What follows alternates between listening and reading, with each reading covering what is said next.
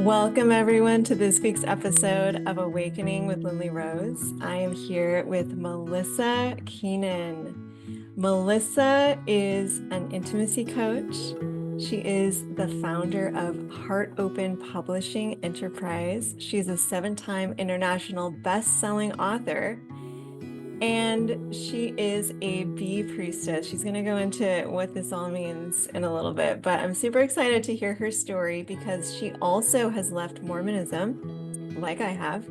She has been on a journey with sexuality. She is married. We're going to talk about her husband's experience with porn. We're going to talk about the damaging effects of purity culture and connecting to the divine feminine and what that journey has really looked like for her. Thank you so much for being here, Melisa. Oh, thank you so much. I'm excited. So why don't you just share, first of all, where are you? Where do you live? I live in Reno, Nevada. And that's where you grew up, right?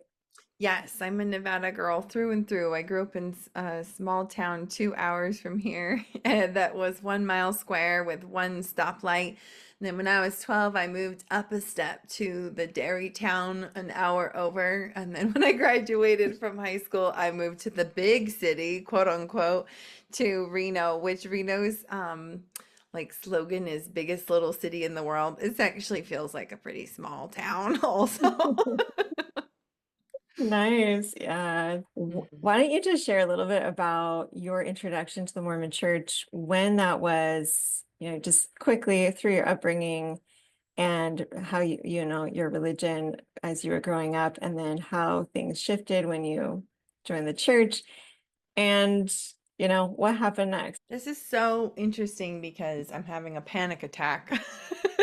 I haven't talked about this on a podcast before. I've posted about it. I've been on more than 75 podcasts, but I haven't really talked about my transition out of the church. Whew, so if my voice is a little shaky, anyone listening who has transitioned out of the Mormon church probably gets that there's a lot of conditioning around, um, if you leave, you better leave as a happy person and never say anything bad about the church. Wow. Well, I Anyway. just I just want to say thank you for showing up, and I honor your journey and your courage in this moment. So I appreciate you. Yeah, and share whatever you feel comfortable with. Thank you. It feels like time. I've been invited several times. We left in the middle of 2023. So, we're coming up on 2 years. It feels like time. Um, but yeah, I Mm. was like, well, if I don't just say this, I don't think I'll be able to speak at all. So I might as well just be very vulnerable and say, I joined the church when I was 18. I was raised basically First Southern Baptist Holy Roller Christian. And but I was raised like I had a really difficult childhood, and by the time that I was 18, I was pretty terrified of life. I was like, I I have had some really bad experiences. I don't want to screw up as an adult. Like, I want to get it right. And these people, these Mormon people, they look like they have it all figured out. Like, they have these shiny families and these smiling children, and they're all clean and groomed and like, um, and and it's so interesting kind of, retracing the steps. I've also always been a very spiritual person, but I've also had like this love for Jesus kind of planted in me at a very young age, that I also felt like the Mormons were the closest to God they must be. Look how shiny they are. Look how they're taking their faith and making it tangible. That must be the path. And I was really scared to join because my family told me it was a cult. My little town, that little dairy town I was in, was like 50-50 Mormon or Christian, and the Christians were all like, this is a cult. I had lots of people pull me aside and say, you shouldn't do this, it's very bad for you. But it kind of all came from a place of fear. And so I was like, this feels very scary. But the most courageous thing I think I can do is join the Mormon church. And Mhm. that's how I got into it. Wow. That right there, it just speaks to your desire to follow a different path and also just notice the fear-based mindset and how, you were just already understanding, had that awareness of that's not for me. I choose to pave my own way, whatever that looks like. And if for you, that was joining the Mormon church. Yeah. So how long were you in the church for? 18, I think it was 18 years. Okay, so most of your adult life, you have been Mormon until just recently. Hmm. And yeah, tell me about you got married to a Mormon, right? And you were living the life. How did that work for you? Yep, we have 4 children. Like, you know, we were not half Mormon. We were 1,000% Mormon. We did all the things. I gave a talk 3 weeks before I left. I could talk to the whole congregation. Um, and my husband did too. What was it about? Do you Um, remember? you know what? I can't really remember. Isn't that funny? But I remember thinking it played a role into my decision to leave. I mean, I had a lot of different faith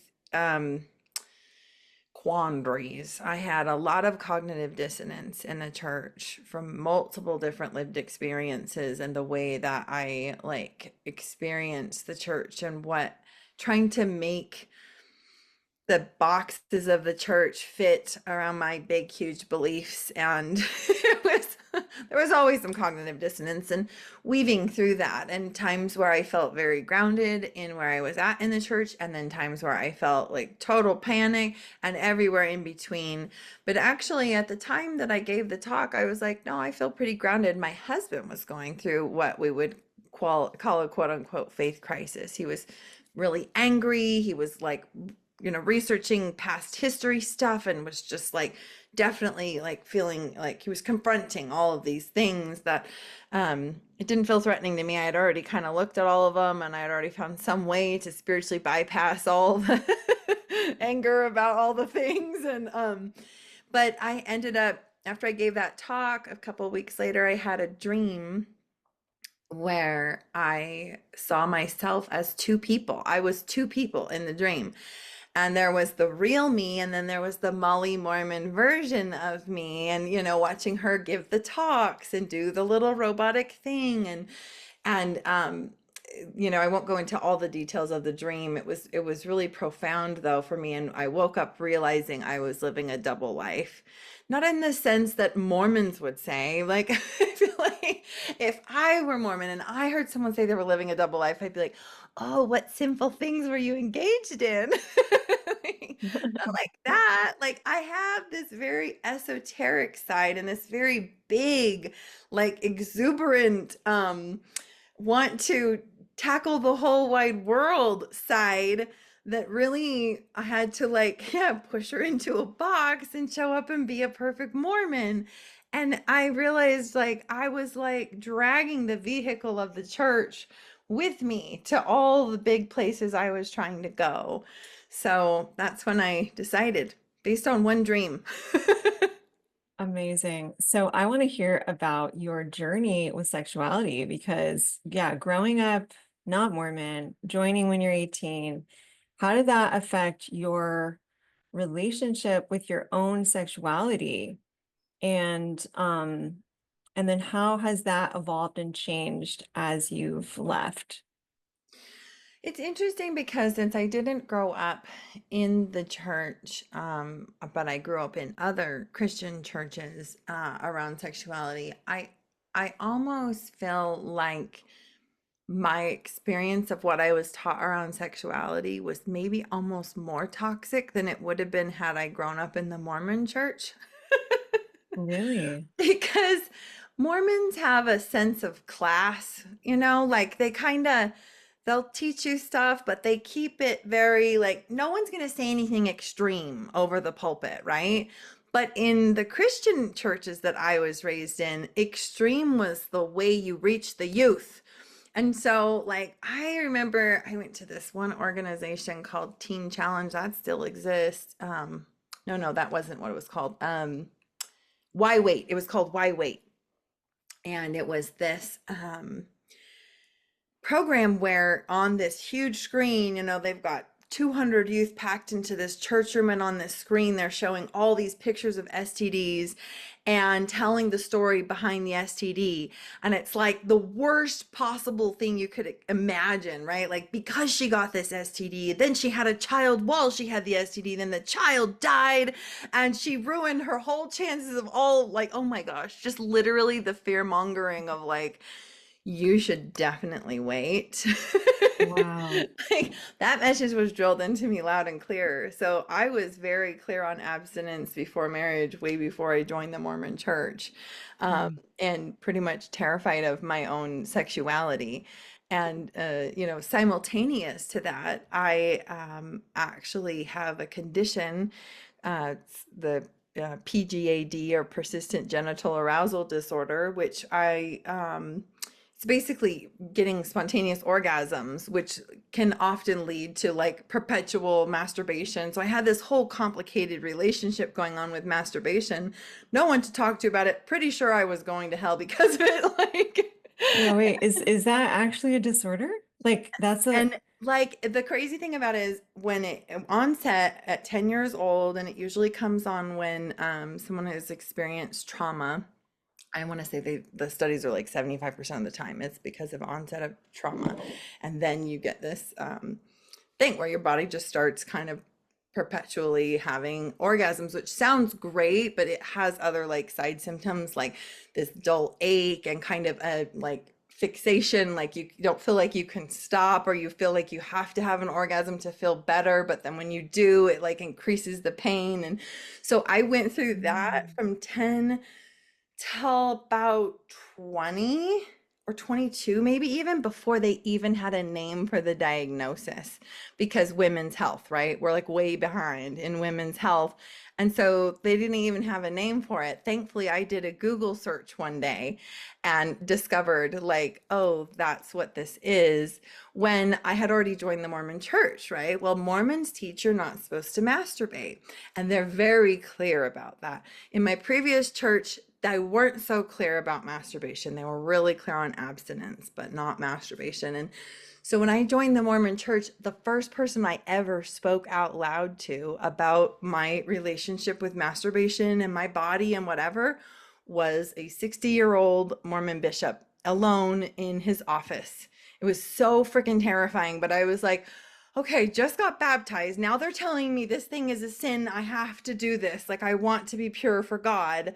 And so I was doing all these like prayer charts and scripture study charts and like all this crazy stuff to try to show God, like, and that's when I realized I can't stop. Like, I can't, I was like, and I didn't know, I just thought I must be really bad and definitely be addicted. And so I started doing 12-step addiction recovery program for it. Even when I read that there was a name and that I had a disorder, by that point, the like indoctrination that I had received from talking to, at that point, couple different Mormon bishops about it, they would now say to me, oh, it sounds like this is something different. Like, maybe you should just cut yourself some slack or something. I was like, absolutely not. How can I increase my performance and perfectionism? Like, I have to make this go away because I'm dirty and I'm bad and I'm sinning. And my body is apparently bad, has created a thing that makes me sin. Like, that's what it was. Isn't that insane? Yes.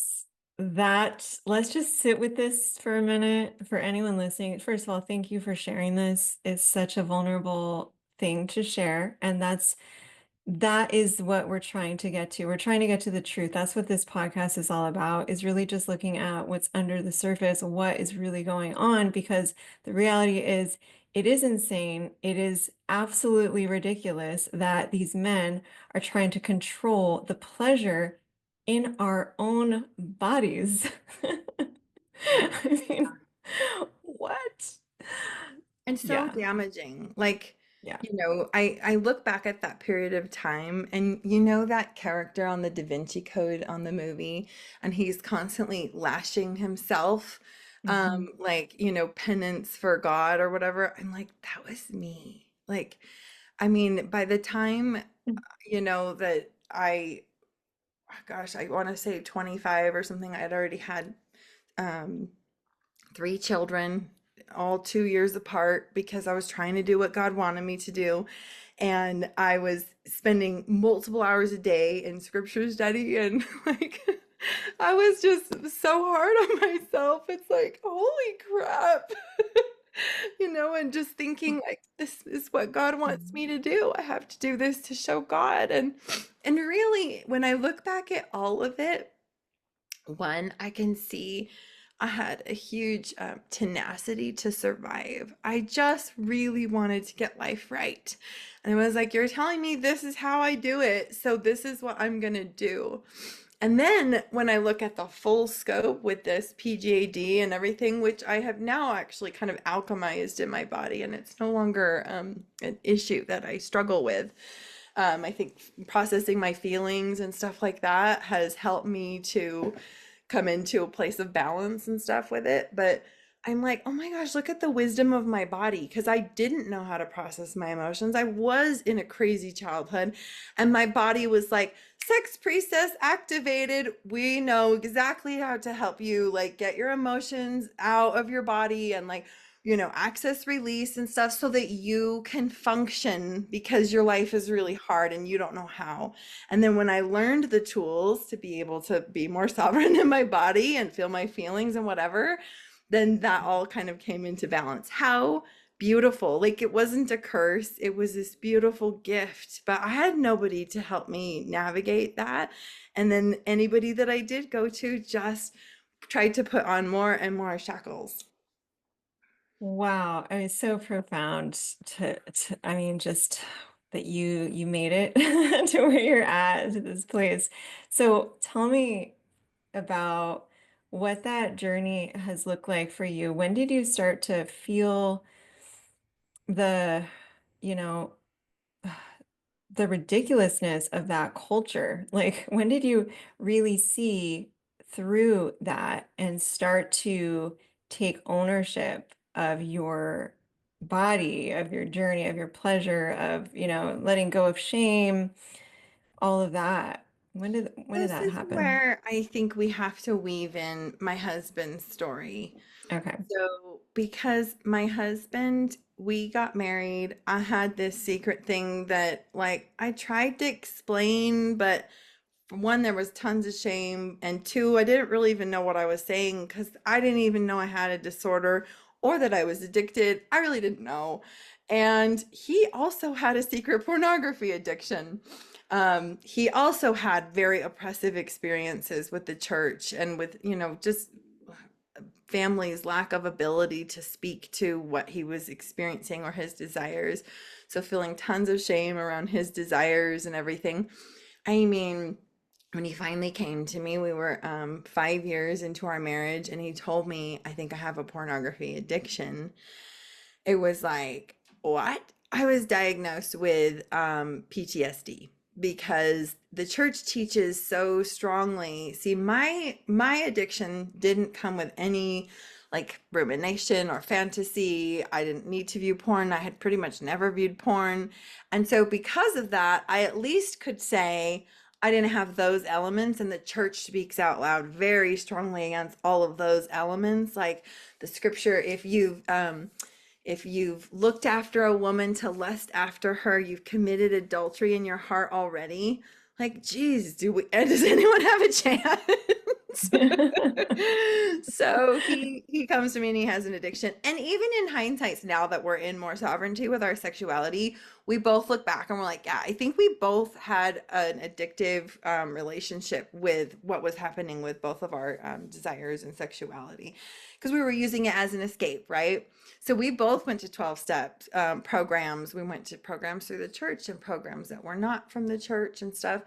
And I feel like um, I would never have come into the fullness of like peace with my sexuality had my husband not been so imperfect.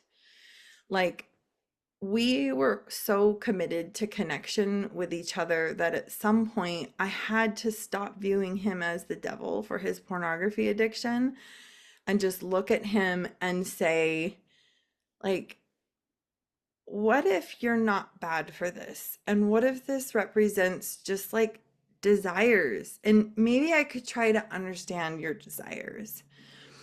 And And I say that with tenderness because I know like there were elements of his addiction that definitely were toxic. There were elements of lying and blaming and blame shifting and gaslighting and stuff like that that come with any type of addiction. So I don't say that because I know like some people just feel like they have to save their spouse and whatever. Like this came after I saw this man work and work and work on his addiction issues for years, and that was important. But ultimately, I was like, at the end of all of it, he was like, I still like this and I don't want to like give it up. And like, I think that's the crossroads some people face. I could have chosen to say, forget it then. But instead, I was like, there's so much about this man that I love. I want to understand. And I remember the first time we sat down and I said, I want you to show me. And this actually came from a friend that I had met on Facebook. She said she did the same thing. I was like, what? You like sat down and said, show me? I was like, I think I'm ready. I think I can do that.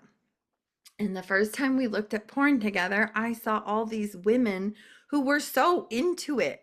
Like they were like really into sex. They like loved it. And whether it was acting or not or whatever, what I knew was I had never accessed that. I had never let myself go to this place of like unbridled, like uninhibited, pure pleasure and like primal um with my sexuality by myself or with my partner. And I was like, oh my gosh. And ultimately, that was what he was craving the most. wow. Okay, first of all, this is amazing. Thank you for sharing this. This is so powerful. And I want to just go to one thing that I want to ask you. When you said you got PTSD after he told you this, and I want you to really just share, what were you going through? What did that bring up in you, in your body, in your mind? Like, what was that feeling for you personally? I think that's important to share so that everyone knows like what that feeling might be like. Yeah. Yeah, it was the most horrifying thing ever because here I had done all, you heard the backstory, right? Why I joined the Mormon church and the survival and the intensity to which I was approaching my life and everything. You can imagine how I approached my husband the same way. I was not fun to be married to back then.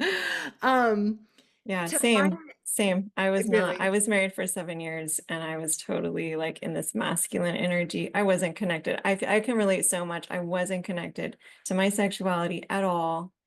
And I was living in a very masculine way. So Yeah. continue. Yeah. So you can imagine, I was like, this was the strategy. And also, you were supposed to be Prince Charming. What the actual hell? Like, I literally felt like my whole foundation was ripped out from underneath me. And on top of that, like, I think I could have handled a crack addiction better, honestly. I don't know, because Mm. my whole family is riddled with sex trauma, like, tons of trauma on both sides of men cheating, of um, even incest, even literally every horrible thing that you could have with sex has been in my ancestry on both sides for as far back as the stories go. And so it was actually through this experience that I discovered it was going to be up to me to alchemize all that trauma because there were ways my family couldn't do it. Like they tried, bless their hearts with the limited tools that they had. Those women couldn't alchemize the trauma that they had gone through, including my own mother, and that I was carrying it. And so I actually was already relating to the world as if those experiences were my lived experiences. Yes.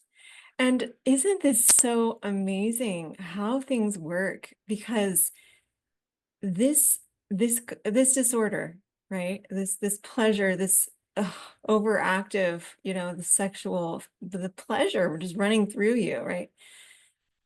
What if this is something they also experienced and they didn't know how to navigate that? Maybe this is passed down, right?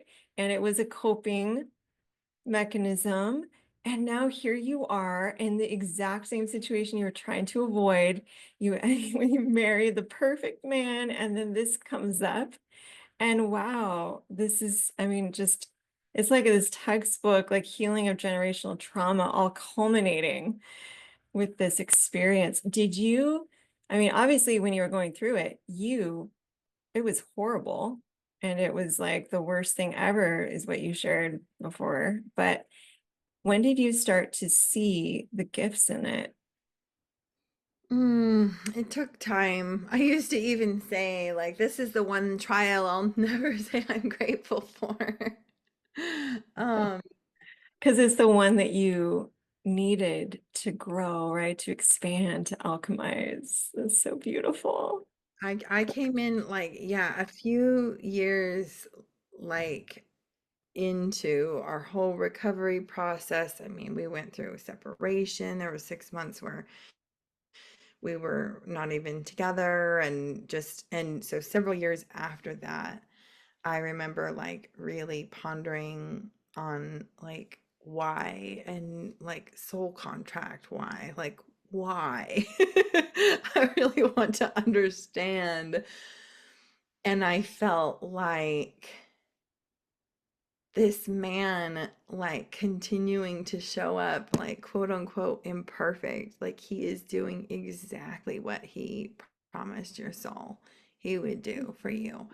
And wow, even saying that out loud right now, like, because knowing where I've come from since that time in my inner knowing around being a sex priestess and all of that, it's like, oh my gosh, like, I had to be decimated from the inside out in order to step into being who I came here to be in this iteration of this like mortal experience. Yeah. And he brought the decimation. Yes. It's incredible. This is how it happens. Everyone who's listening, this is what's going on. This is what's really going on this planet. This is it. I mean, we're being faced with the worst thing possible, that we could never have, the thing we didn't want to happen, and then it happens. And that's the gift. That's why we're here. We're we're transcending that, and we're using that to bring in more light. We're stepping out of the victim, which is, of course, it's totally okay to feel that way because we were the victim. There's a reason.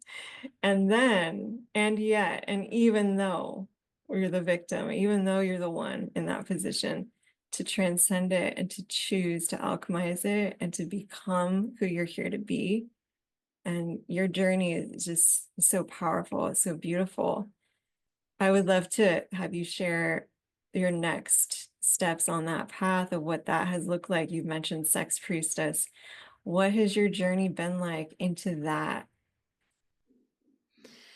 Yeah, I do remember like at a point right before we got pregnant with our fourth, where I was like, we call it our second honeymoon because we had worked so hard and we both felt this like connection to each other in a way that I didn't know connection existed on the planet. I was like, whoa, like, you know, you go through the darkness with somebody like that, and it took a lot of choosing on both sides. We both just kept choosing to do whatever work it took to try to be together. And um I was like, wow. And it was so refreshing to me that that was when I actually decided to become an intimacy coach and started taking coaching certifications, and knew that I could also apply a lot of the things that I had learned in all the therapies and 12 steps and all the, like, oh my goodness, we did so much stuff to try to heal. And um and then, did some of my own certifications and stuff, and came into intimacy coaching. But it's so funny because even as I landed on intimacy coach, I had a coach say to me, like, I didn't know for sure how I wanted to help people. I knew I wanted to help women. I knew I wanted people to feel a sense of freedom and peace the way that I had. And she was like, well, if I could hand you $1 million right now and you could fix anything in your life, what would it be? What would you apply that toward? And you just knew it was going to be fixed just like that. And I said, I guess sex or money.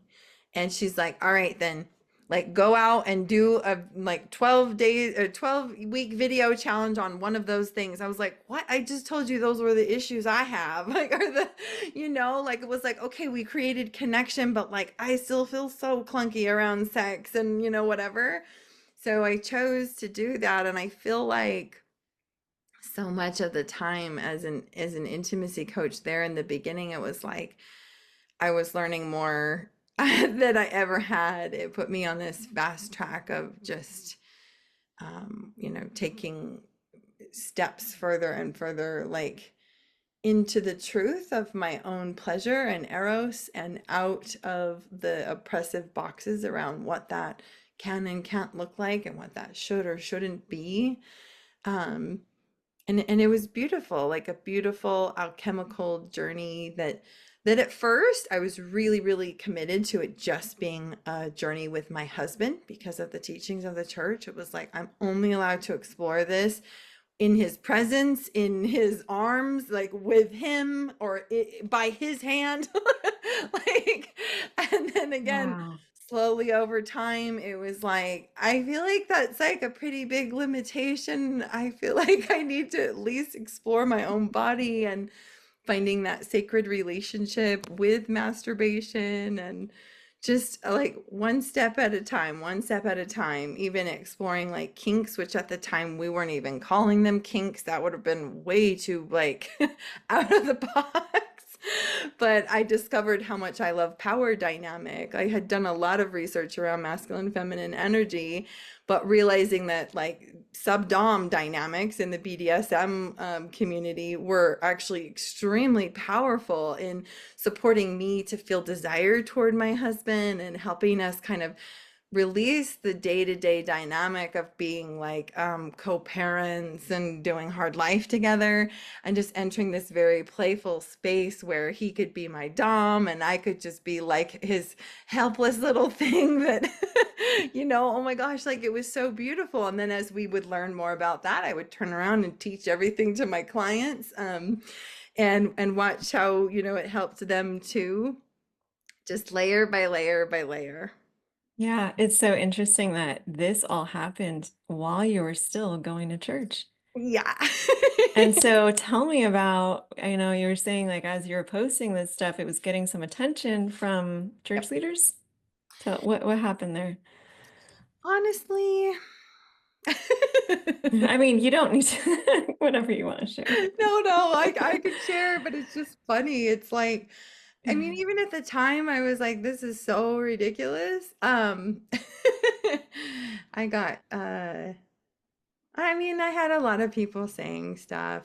Anybody who was brave enough to say something was saying, like, we don't like what you're posting about. Even me sharing my husband's story, like, I want all the listeners to know my husband has given me full permission to share our story.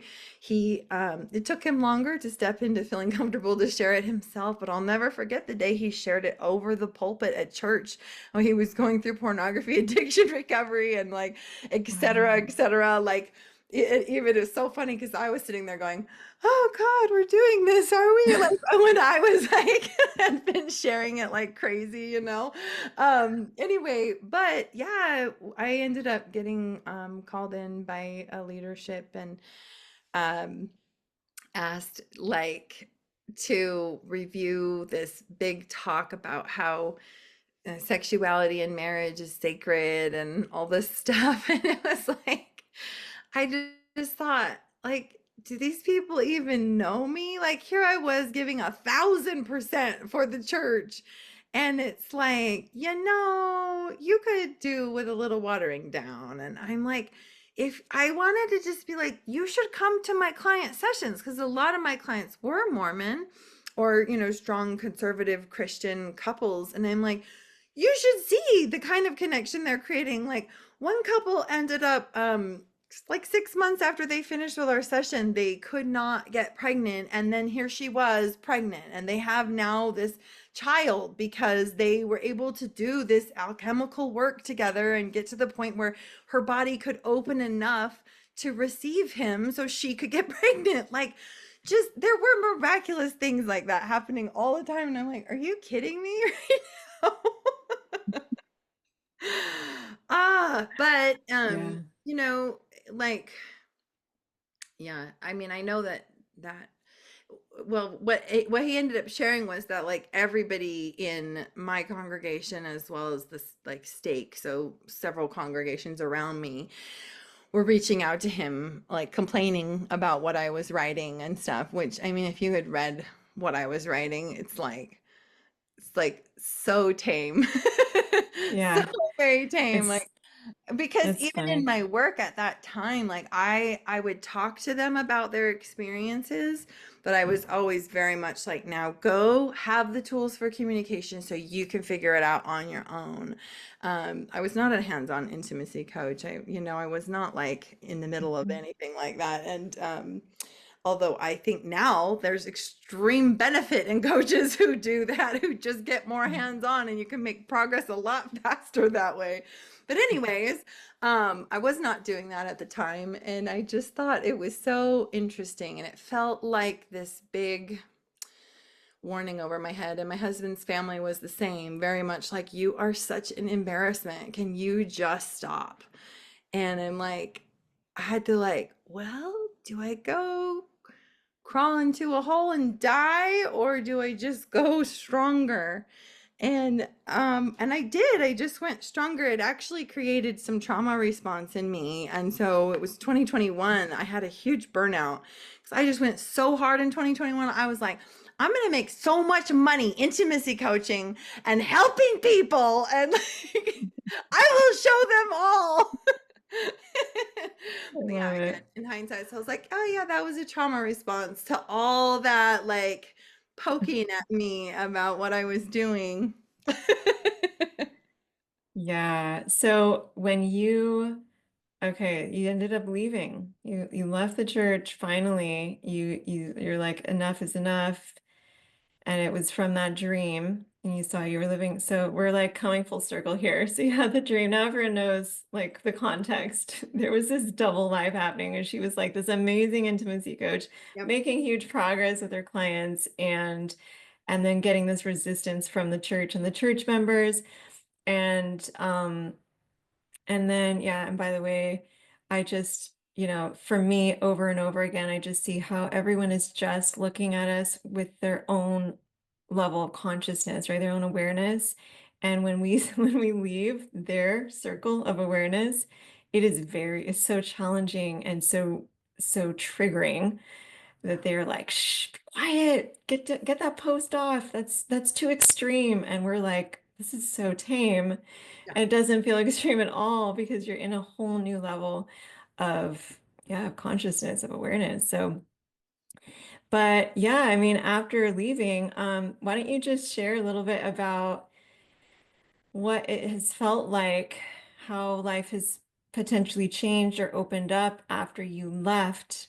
What's that experience been like after leaving the church and continuing on with your work, and maybe some of the projects that you're working on right now?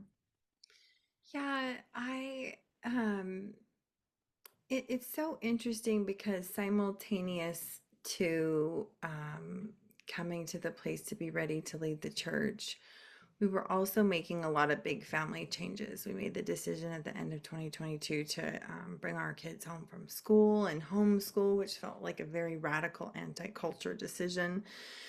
And I also, after my burnout in my intimacy coaching work in 2022, then I kind of like just my whole coaching just kind of dried up, and I just felt like I was stagnant and kind of at a standstill with it. And that's when I came into publishing. And I took over someone else's publishing house for a year and then started my own at the beginning of last year. And it was so hard because I was like, no, no, I had fought really hard, like to build up this whole like professional like thing as this identity as intimacy coach and stuff. But I was like, no, everything is pointing in the direction of like, just let it rest, let it breathe. I've always still had like one or two clients on the side with my intimacy work, but kind of just let it rest. And I definitely was burnt out on marketing, like talking about it. I was like, I don't have anything else to say. And it's so funny because letting go of all of that is when I feel like intimacy and Eros were able to really step in and begin teaching me like a child, like brand new, like you thought you knew anything about this. Oh, Like, here yeah. you go. And I still feel that way. So Mhm. it's been, multiple years now. And I'm like, and that even came before we left the church, but I feel like it's all in conjunction with ultimately then the decision to leave the church, where I was just like, I think that there is so much that like life and the universe and my own inner wisdom want to teach me. And if I continue to try to drag this vehicle of the church along behind me as I climb this mountain, I don't think I'm going to be able to access the things that I feel like my soul is being called to. And so I feel like my whole, I don't even know, definition of intimacy of everything like has just deepened and changed and enriched so much. And like having the freedom to explore more around our kinks or just different things like that without any like rules or like I had to go like, okay, if my morals no longer align with what the church teaches about this, where do my boundaries start and stop when it comes to sexuality? And it's like, do no harm. I mean, that's pretty much it. It's like, Right. Right. it's like, Yes. pretty sure. And that is like meeting people from all different walks of life in the sex positive community and recognizing everyone has such a unique and beautiful journey. And like they're all valid. Like it's been so amazing. So we recently created a book called Embracing Your Eros, and I'm bringing together 20 to 25 individuals of all walks of life. They might be coaches, they might be therapists, they might be sex coaches or something in the pleasure world, or they might just be individuals who have gone on a transformational journey with, stepping through difficult things to embrace their sexuality. And my intention with this book is so different than the spaces that I used to create around intimacy. Like, as I look back, I'm like, I did not create safe sex positive spaces. I spoke to heterosexual, conservative, Christian, monogamous. That was who I spoke to. And this book is intended to be this beautiful rainbow tapestry that like I want it to be such that anyone who opens it and reads it cover to cover will not walk away feeling like alone in their own expression of sexuality, because again, it's like if your expression of sexuality isn't hurting anyone, why does anyone need to have an opinion about it? Like, Mhm. it's Yeah. ridiculous. And as I really look back through history, and this is where the bees really started to teach me, because bees are so connected to ancient goddess worship. And anciently, we know from like Neolithic cave drawings and, ancient temple structures and different things that oftentimes sex was a part of goddess worship. It was like, I will have sex in order to experience the goddess. that was a part of their worship. And so I think, wow, what happened in humanity for us to go from this is so incredible that it's literally how we experience God to like, this is so shameful. Anyone exploring their kinks or doing or having gender transition or exploring, liking the same sex or whatever, have to live in the shadows. Like, wow, and it's been Yes. like that for a couple of millennia. Because if you look even through the Bible, it's like, all the Mhm. way back to then, there was still tons of sexual oppression and particularly for women. So yeah. Totally. I can totally relate. I've been on such a my own journey, but single and divorced. And just speaking to that, I just want to I feel like I just feel called to share that one of my personal experiences that I went through that felt like a step for me on my path, on my actual path, my soul path. And it's the point when I had left after a few years of leaving, I started to realize that the path of who I think I'm supposed to be is very completely different than what I'm really here to experience. And one of those steps was working at a strip club. And yeah, Was that? Oh my yeah. And I gosh. didn't tell anyone, very few people, like very few. And because, it wasn't anyone's business. It was my own experience that I felt like I had to do. And this is because two reasons. I had always been extremely insecure about my body. First of all, my breasts, my very, very small. And I wanted to see if I could actually succeed, if I could be successful with like no boobs, basically. Secondly, Oh my gosh, I I was, love this. so it was, yeah, it was my next step in like feeling, just embracing that part of my body. And the second one was I had always been uncomfortable. It just the thought of feeling sexy and like in my high school improv team, I had to embody lust. You had to like embody different like emotions like sadness and mine. They chose lust for me. I was this Mormon girl. I just like turned bright red. I got on stage. I couldn't do it. I just was like flirty, but I couldn't get into any kind of sexual energy.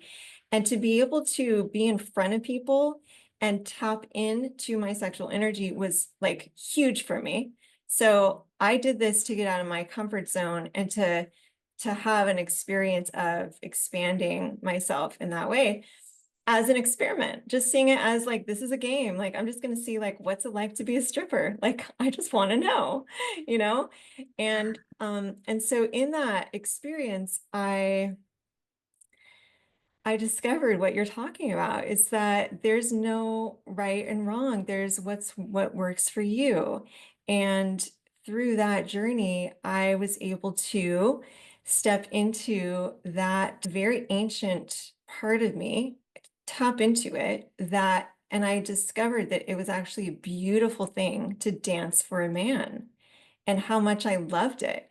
And after I only did this for a few months, but afterwards, everything that I gained, there were things that I didn't like about it. There was energies I was exposed to. I didn't want to stay in that environment, but everything that I gained from it, I took with me.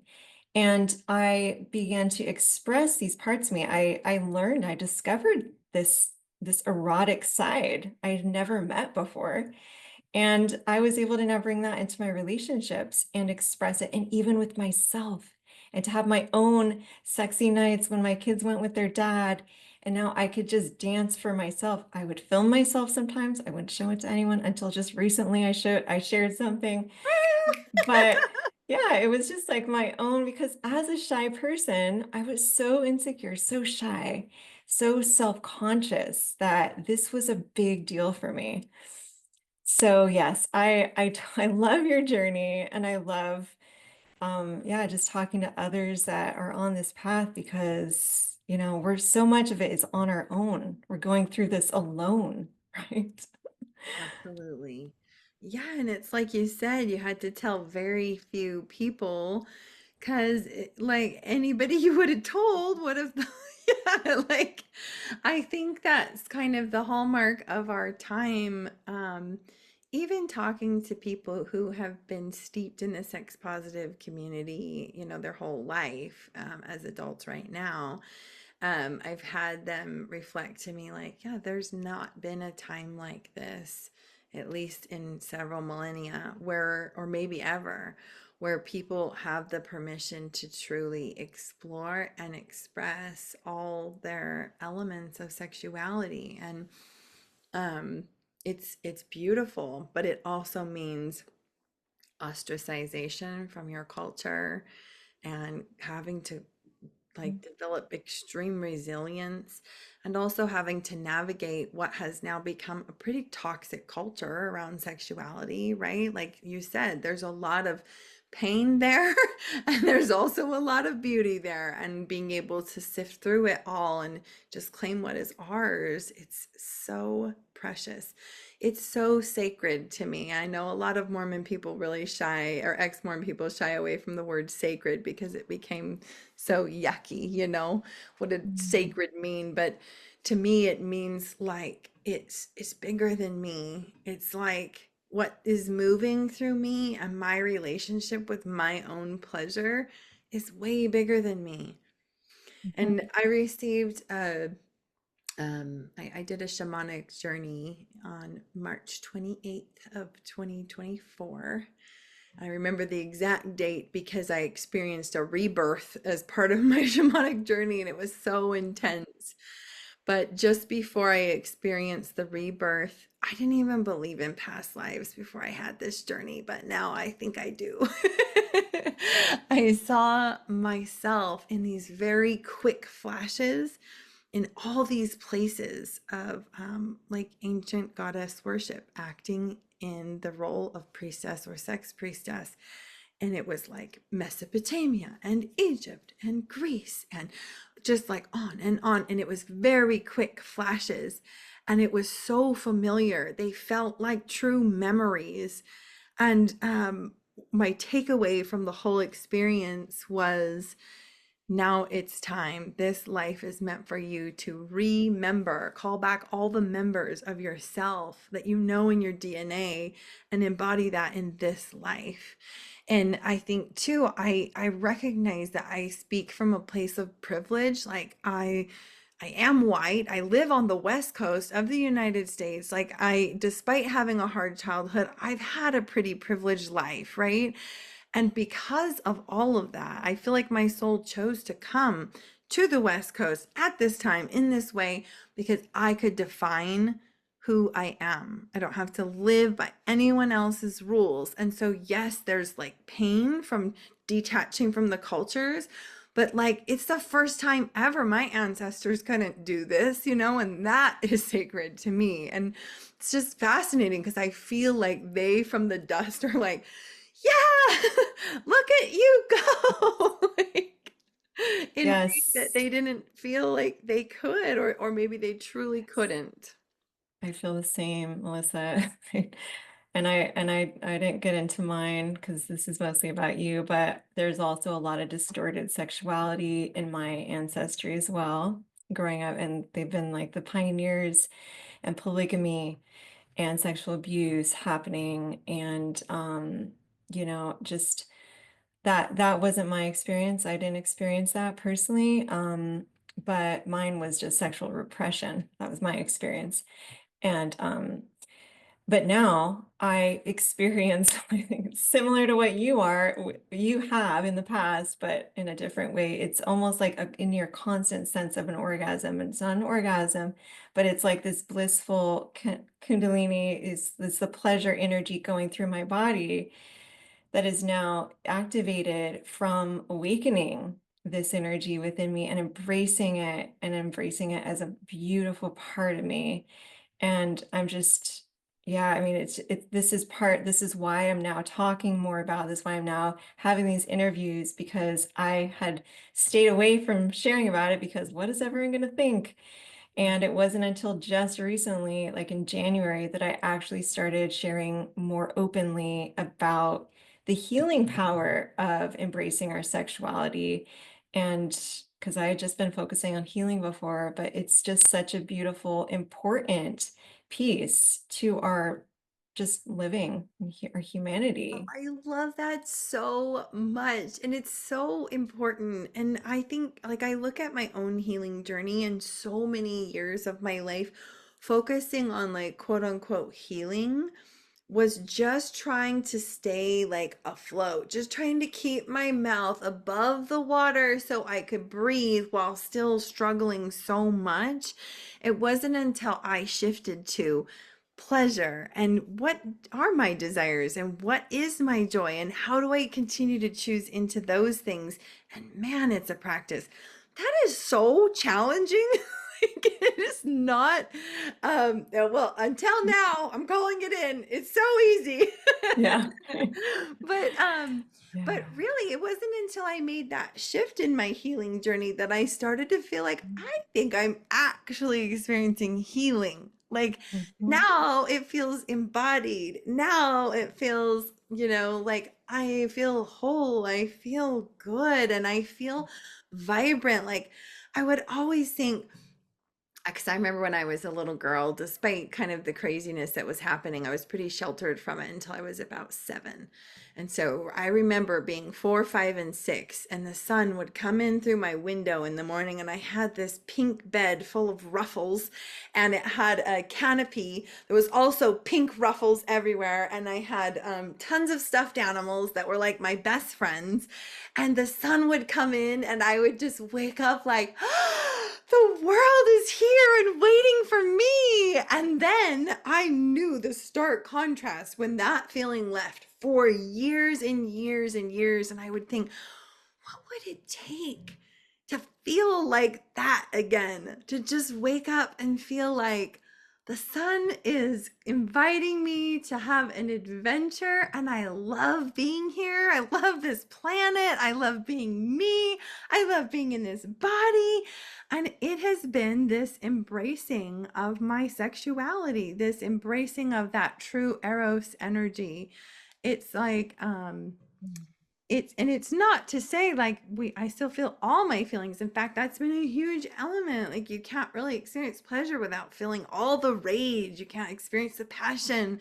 Like, that's all part of it. It's just I feel alive and I'm so Yeah. grateful. Yes. Yes. I feel it too. Yes. Man, I feel like my heart is gonna burst right now, but like so often now, it's that feeling of this is a new level. It's an upgrade of my physical body because yes, we've experienced the darkest, the darkest. Like I know dark, and I know you do too. And I've been through some pretty scary times. And now it's like, wow, I could have died. Life is so short. And it's that feeling of waking up and seeing the sunshine and just it's like this new appreciation for being alive. So, Melissa, thank you so much for being here and having this conversation with me. I'm just so grateful for you. And yeah, I'm like just feeling even emotional just because, yeah, I mean, connection is so important. And I felt so alone in so much of this journey. But to know that there's others of us out there, and it's just so beautiful to find each other and to feel like, yeah, we're looking at reflections of ourselves and we're supporting each other and we see the beauty, in each other, and just to find that community in the little way we can, I think is really what it's all about. Absolutely. So, is there anything last you want to share about if you could just share a message with the whole world about, the most important thing, like your rooftop message? What would you want to declare to everyone? What would you want everyone to know? I think it's the piece around, we almost no matter what culture you're brought up in, you're not taught that your desires are good. And really, your desires are good. And when we can identify what is truly the best for our highest and greatest good, it is always the best for everyone else's highest and greatest good around us.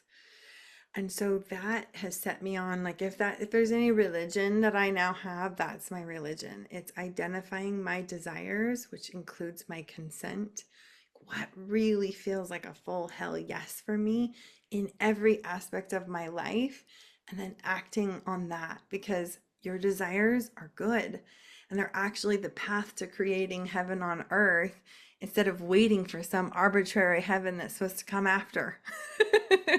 Yes. Hooray for that. I know. Oh, yeah, that's beautiful. I love that. Yeah, so important just to tune in to our own path of what is really right. And it's not this dreary, bleak path of enduring to the end. It's actually a path of feeling alive in the moment and accessing pleasure in our bodies that is actually it's the opposite of dirty or bad. It's actually who we are. It's our innate. That's when we're healthy, when we're alive, we feel good. Yeah, And it's all about coming back to that state, right? yeah. Yeah, and So, if I can put in one more little plug for Embracing Your Arrows, if you're yeah. interested in writing with us, we are still accepting authors, probably till about end of June. And also, if you're just interested in staying in the community and staying in conversation with this, because it's going to be full of 20 to 25 authors sharing stories just like what I just shared, there's a waiting list. You can go to my website at melisakeenan.com/, embracing dash your dash eros, or you can go to melisakeenan.com and kind of navigate to it, but you can hop into the wait list there, and that will keep you in the loop through email on all the different things that we do and when the book is ready to launch and all that. It'll be launching by probably this fall. So Amazing. Well, thank you so much for sharing. And yeah, we'll put the links below. Thank you so much for being here. This was such an amazing conversation. Your story is so inspiring, and I'm just grateful to have connected with you. Yeah. thank you, Lindley. Thanks everyone for listening. Have a beautiful day, everyone.